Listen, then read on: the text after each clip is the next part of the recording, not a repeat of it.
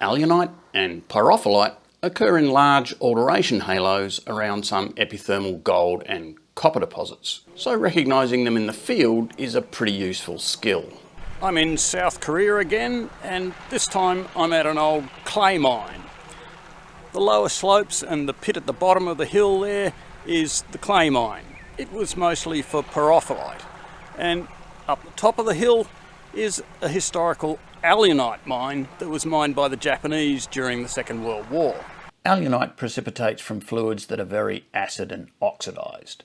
Those conditions occur in hypergene acid epithermal systems and in the supergene environment where the groundwater is very acid. So how do you identify alunite? Hypergene alunite in hydrothermal systems like this is usually crystalline.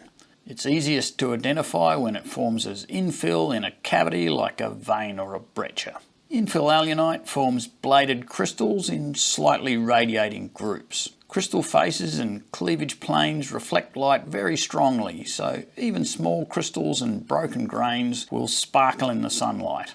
Colours range from white to orange-brown, but a distinctive rose pink is common, like this specimen. It has a hardness of about 4, so it's a little more difficult to scratch than calcite, but it doesn't react to 10% HCl.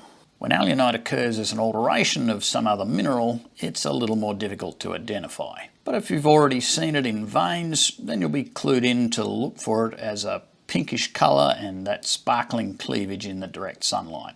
It sometimes resembles fine-grained marble with a slightly pink or yellow-brown colour. This example has a mixture of infill alunite between accretionary lapilli and alteration alunite replacing lithic clasts. Alunite can also form in supergene environments where groundwater becomes very acid due to the oxidation of pyrite. Supergene alunite is difficult to identify because the crystals are usually too small to see even with a hand lens. But it's less important if you miss it because the boxworks after the weathering pyrite are a much more useful guide to the original alteration system. Another clue to hypergene alunite is an association with high temperature clay minerals like pyrophyllite. Pyrophyllite's a little more tricky to identify because it almost never forms crystals big enough to see. The only certain way to identify it is by XRD or spectral analysis, but it has a few distinctive characteristics that you can see in hand specimen. It has a waxy feel and appearance, particularly when it's in massive large patches. Fresh specimens are often grey-green, and it commonly appears translucent, particularly when it's wet. Broken pieces often have smooth conchoidal surfaces, a bit like the shape of broken glass. The hardness is about 2, so it scratches easily with a scriber. And it's just possible to scratch it with your fingernail, but it doesn't react to 10% HCl.